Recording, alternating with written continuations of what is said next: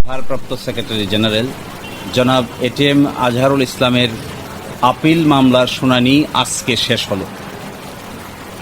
মাননীয় আদালত বাংলাদেশ সুপ্রিম কোর্টের ফুল বেঞ্চ 27শে মে এই মামলার রায় দেওয়ার জন্য দিন নির্ধারণ করেছেন।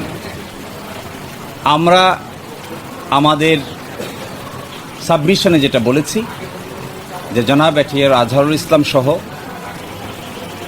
মাওলানা মতিউর রহমান নিজামী, জনাব কামরুজ্জামান, জনাব আলী হাসান মোহাম্মদ মুজাহিদ, জনাব মীর কাশেম আলী, সালাউদ্দিন কাদের চৌধুরী সকলেই সিন্ডিকেটেড ইনজাস্টিসের শিকার হয়েছেন এবং জনাব কাদের মোল্লা সহ সকলেই একটি সংঘবদ্ধ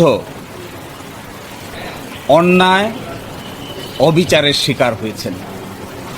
এই সিন্ডিকেট কারা ছিলেন, কিভাবে ছিলেন তা আমরা আদালতে আজকে উপস্থাপন করেছি এবং আমরা একজনের স্বীকারোক্তিমূলক জবানবন্দি যা তার বইয়ে তিনি উল্লেখ করেছেন সেটাও আদালতে উপস্থাপন করেছি।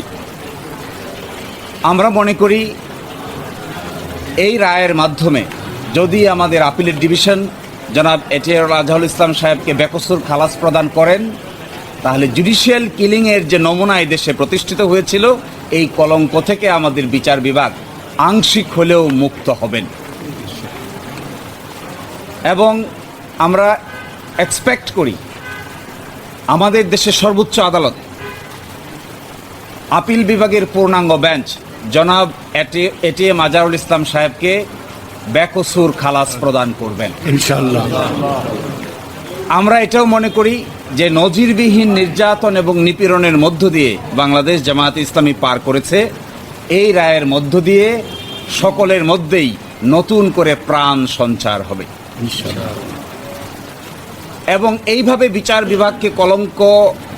বিচার বিভাগীয় কলঙ্কের মাধ্যমে কোনো একটা রাজনৈতিক দলকে অন্যায় অত্যাচার এবং নিপীড়নের শিকার করা যায় বাংলা সিম্পল।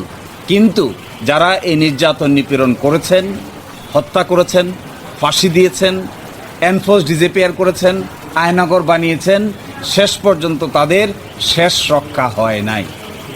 এখান থেকে সকলেরই শিক্ষা নেওয়ার বিষয় আছে। সকলকে এখান থেকে শিক্ষা নিতে হবে যে নির্যাতনের রাস্তা, নিপীড়নের রাস্তা শেষ পর্যন্ত ভালো ফল বয়ে আনে না। এবং আমরা এটাও আদালতকে বলেছি যে জনাব সেখানে তিনি স্বীকার করেছেন যখন ট্রাইব্যুনাল প্রতিষ্ঠা করা হবে তখন ওখানে মতদ্বৈততা হচ্ছিল, তখন তিনি সিক্রেটলি দেন প্রাইম মিনিস্টারের সঙ্গে দেখা করেন, তাকে বোঝান এবং রাজি করেন। একজন আপিল বিভাগের জজ কি করে প্রধানমন্ত্রীর সাথে সিক্রেট মিটিং করে মানুষকে ফাঁসি দেওয়ার পরিকল্পনা করতে পারেন তিনি তার বইয়ে নিজেই তা স্বীকার করেছেন।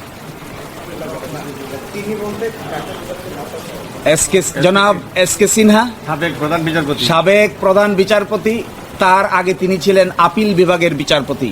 আমরা এটাও দেখিয়েছি, তিনি নিজেই স্বীকার করেছেন যে আমি যখন এই আলোচনা করছি তৎকালীন প্রধানমন্ত্রীর সাথে তো ইতোমধ্যে স্কাইপ কেলেঙ্কারি পাবলিশ হয়ে গেছে। তখন আমি নিজামুল হক নাসিম সাহেবকে ডেকে জিজ্ঞাসা করলাম, তিনি শুধু চান আপিল বিভাগে চলে আসার জন্য। আমি বলি একটা রায় দিয়ে আসো, তাড়াতাড়ি শেষ করো। কিন্তু যখনই তার দেখা হয় তখনই তিনি আমাদেরকে বলেন যেন প্রধান বিচারপতি স্ট্যাটাসে তাকে উপরে তুলে নিয়ে আসা হয়। এসব কথা তিনি তার বইয়ে বলে দিয়েছেন। এই জন্য আমি আজকে দেখিয়েছি যে ষড়যন্ত্র করতে পারেন